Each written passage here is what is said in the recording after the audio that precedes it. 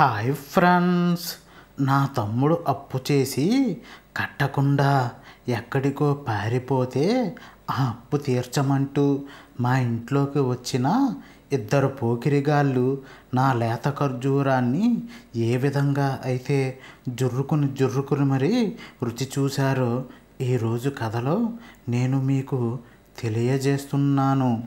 ఇంకా నా పేరు అపర్ణ, నా వయసు 24 సంవత్సరాలు. నేను ఈ మధ్యనే ఇంజనీరింగ్ పూర్తి చేసుకుని ఒక చిన్న జాబు చేసుకుంటున్నాను. మా ఇంట్లో వాళ్ళు నాకు ఈ మధ్యనే పెళ్లి సంబంధాలను కూడా చూడటం మొదలుపెట్టారు. ఇంకా అసలు కథ విషయానికి వస్తే మా అమ్మా నాన్నలకు మేము ఇద్దరం సంతానం, నేను మరియు నా తమ్ముడు రాజేష్.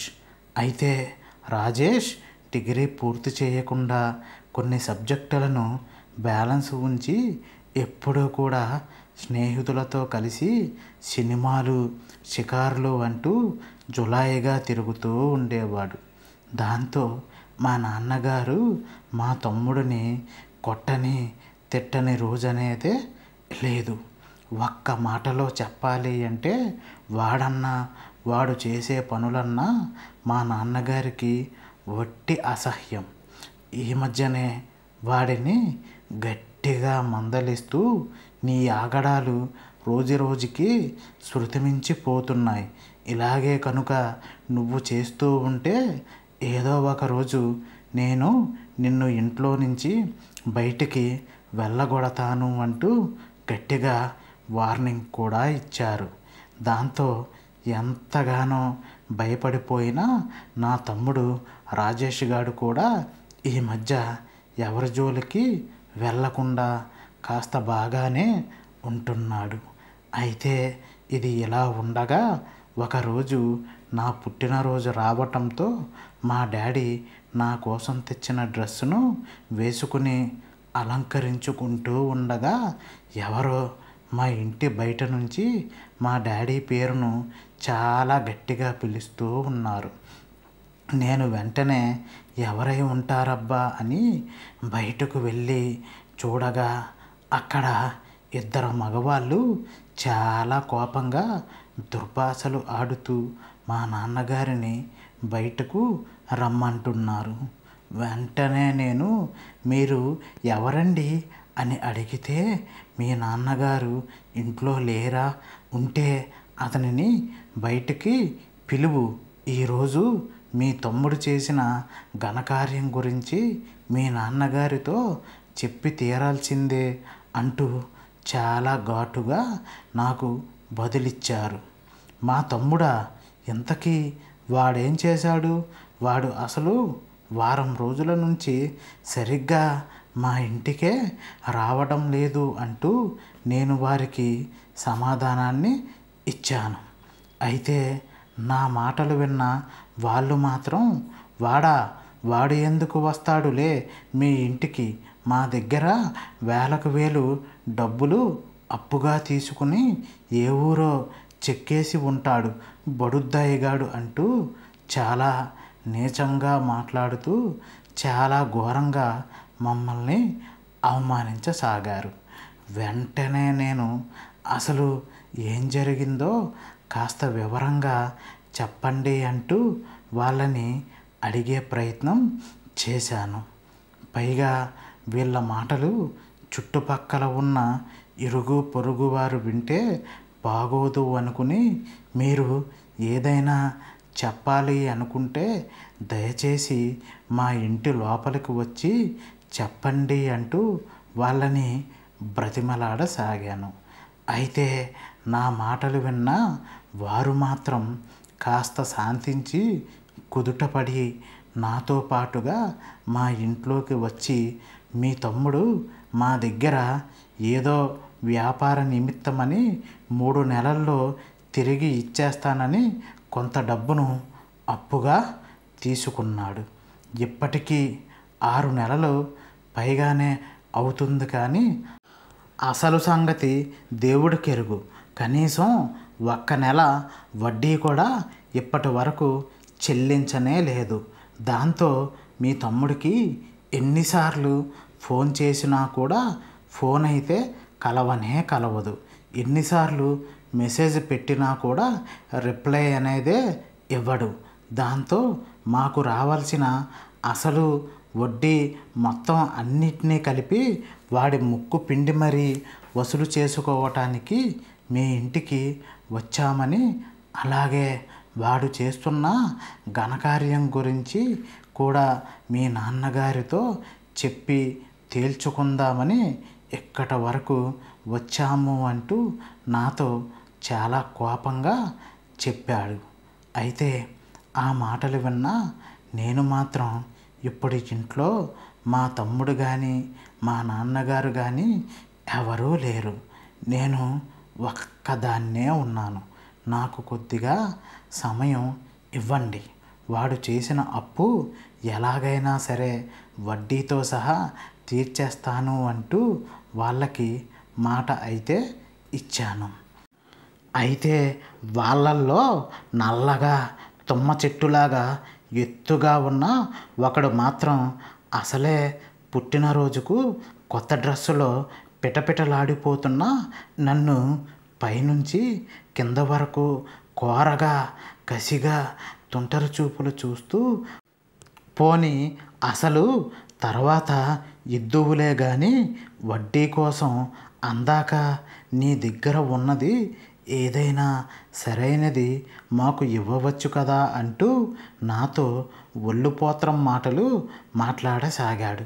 ఆ మాటలు విన్న నాకు వాడు పాడుబుద్ధి అర్థమైనా కూడా వాడిని నేను ఏమీ అనలేక, మా నాన్నగారు వాళ్ళు వచ్చే సమయం అయ్యింది, ఆయన కానీ ఇక్కడ మిమ్మల్ని చూస్తే చాలా పెద్ద గొడవ అవుతుంది అని నేనే మిమ్మల్ని డబ్బులతో వచ్చి కలుస్తాను అంటూ వాళ్ళ కాంటాక్ట్ డీటెయిల్స్ను నేను తీసుకుని వాళ్ళని ఎలాగోలా మెల్లగా సర్ది చెప్పి మా ఇంటి దగ్గర నుండి పంపించేశాను. అలా వాళ్ళు వెళ్ళిపోగానే అసలు ఏం జరిగిందో తెలుసుకోవటానికి నేను నా తమ్ముడు రాజేష్ గారికి ఫోన్ అయితే చేశాను. వెంటనే వాడు ఫోన్ తీసి, అక్క నన్ను క్షమించు, చిన్న వ్యాపారం చేద్దామని నేనే వాళ్ళ దగ్గర అప్పు తీసుకున్నాను, కానీ వ్యాపారం అంతా లాస్ వచ్చిందక్క, దానితో తీసుకున్న బాకీ తీర్చలేక ఇంటి దగ్గరకు వచ్చి నా ముఖం మీకు చూపించలేక నా స్నేహితుడు సంజయ్ గాడి వాళ్ళ ఇంటిలోనే తలదాచుకుంటున్నాను అని నాకు చెప్పసాగాడు. అయితే ఈ విషయం దయచేసి నాన్నగారికి తెలియనివ్వద్దు, తెలిస్తే నన్ను జీవితంలో క్షమించరు అంటూ బోరున ఏడవసాగాడు.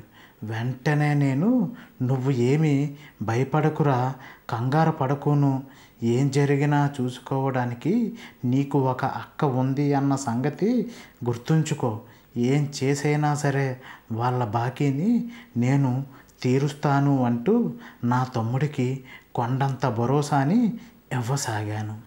అలా నా మాటలు విన్నా నా తమ్ముడిలో ధైర్యం రావడంతో, చాలా థ్యాంక్ యూ అక్క, నీ రుణం తీర్చుకోలేనిది అంటూ నన్ను పొగడసాగాడు. అయితే నేను మాత్రం నా తమ్ముడికి ఏదో గొప్పగా ధైర్యం చెప్పానే కానీ అసలు ఇప్పుడు ఏం చేయాలో నాకైతే అసలు అర్థమే కాలేదు. పోనీ నేను ఎవరి దగ్గరైనా అప్పు తీసుకుని ముందు వీళ్ళ బాకీ తీర్చేద్దాం అనుకుంటే నన్ను నమ్మి అంత డబ్బు ఇచ్చేవాళ్ళు కూడా ఎవరూ లేరు. పోనీ మా నాన్నగారికి అసలు విషయం చెప్పేద్దామా అంటే ఇంకా జీవితంలో మా నాన్నగారు మా తమ్ముడిని క్షమించడం అయితే జరగదు. పైగా ఇంట్లో నుంచి వెళ్ళగొట్టినా కూడా ఆశ్చర్యపోనక్కర్లేదు. దాంతో నేను ఇంకాస్త సమయం ఇవ్వమని అడగటం కోసం వాళ్ళకి ఫోన్ అయితే చేశాను. అయితే ఫోన్లో నా మాటలు విన్న ఆ తుంటరిగాళ్ళు, మేము చెప్పింది కనుక నువ్వు చేశావు అంటే నువ్వు నీ తమ్ముడు మాకు ఒక్క రూపాయి కూడా బాకీ చెల్లించవలసిన అవసరం లేదు అంటూ అన్నారు. వెంటనే నేను ఏం చెయ్యాలో చెప్పండి, చేస్తాను అంటూ అనడంతో, నువ్వు ఒక్కదానివే, ఎవరి తోడు లేకుండా మొన్న నీ పుట్టినరోజుకి వేసుకున్న డ్రెస్ వేసుకుని మేము చెప్పిన ప్లేస్కి అర్జెంటుగా రావాలి అని అనడంతో వాళ్ళ ఉద్దేశం అర్థమైన నేను మొదట్లో ససేమిరా ఒప్పుకోనే లేదు. దాంతో వాళ్ళు, సరే అయితే మరి నీ ఇష్టం, మేము రేపు మాత్రం మరలా మీ ఇంటికి వచ్చి మీ నాన్నగారితో మాట్లాడుతాము అంటూ నన్ను బెదిరించసాగారు. దానితో గత్యంతరం లేక ఇంకా చేసేది ఏమీ లేకపోవడంతో సరే అని వాళ్ళు చెప్పిన విధంగానే వాళ్ళు రమ్మన్న చోటికి ఒంటరిగా వెళ్ళసాగాను. అలా నా స్నేహితురాలి ఇంటికి వెళ్తున్నాను అని మా ఇంట్లో చెప్పి వాళ్ళ దగ్గరికి వెళ్ళిన నన్ను ఒక్కసారిగా వాళ్ళ కౌగిలిలో నన్ను బంధించి పూర్తిగా ఉక్కిరి బిక్కిరి చేయసాగారు. నా వస్త్రాలను ఒక్కొక్కటిగా పూర్తిగా ఒలిచేసి నన్ను పూర్తి నగ్నంగా మార్చి ఒక ఆటబొమ్మతో ఆడుకున్న మాదిరిగా నాతో ఆ పూటంతా ఆడుకోసాగారు.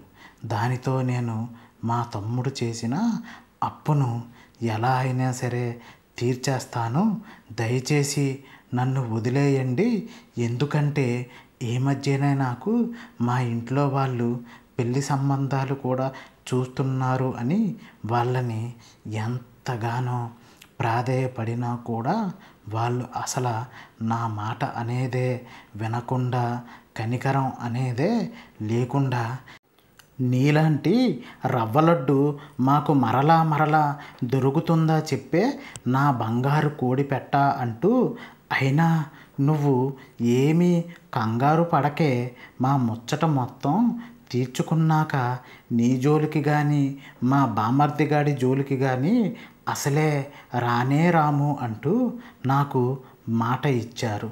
దానితో నా భర్తకు తప్ప మరెవరికి అర్పించకూడదు అనుకుని 24 సంవత్సరాలుగా ఎంతో భద్రంగా పవిత్రంగా దాచుకుంటున్న నా యవ్వన భాండాగారాన్ని మొత్తం ఆ రోజు ఆ నీచులు ఇద్దరూ కలిసి పూర్తిగా దోచుకున్నారు. ఒక్క మాటలో చెప్పాలి అంటే చెరకు గడలోంచి చెరుకు రసాన్ని పిండేసి పీల్చి పిప్పి చేసిన మాదిరిగా నా యవ్వనాన్ని పూర్తిగా కొల్లగొట్టారు. ఈ సంఘటన జరిగిన ఒక 3 నెలల తరువాత నాకు మంచి సంబంధం కుదరడంతో పెళ్లి చేసుకుని నేను చాలా దూరంగా వెళ్ళిపోయాను. కానీ నా జీవితంలో జరిగిన ఈ సంఘటన మాత్రం నాకు ఎప్పుడు గుర్తొచ్చినా కూడా ఒక్కసారిగా నా ఒళ్ళంతా పులకింతలతో జలధరించిపోతుంది. అంతేకాకుండా నా తమ్ముడి కోసం నేను చేసిన త్యాగాన్ని తలుచుకున్నా కూడా నాకు చాలా గర్వంగా అనిపిస్తూ ఉంటుంది. ఇట్లు మీ అపర్ణ.